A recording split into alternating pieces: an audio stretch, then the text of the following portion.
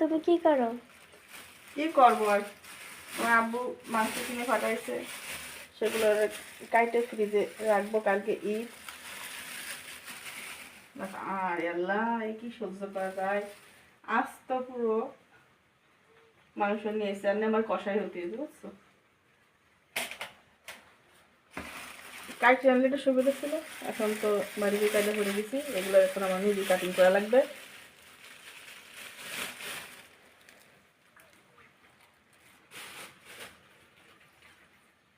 ঘরে বড়া শুধু রান্না বান্না কষাই সবকিছু হয় বুঝছেন। এখন এগুলো সাইজ করে কেটে ফেলবো।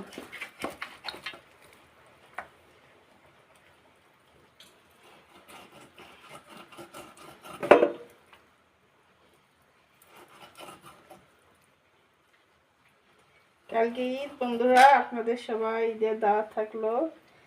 আমাদের এখানে বড় দেশি গরু জবাই দিছে,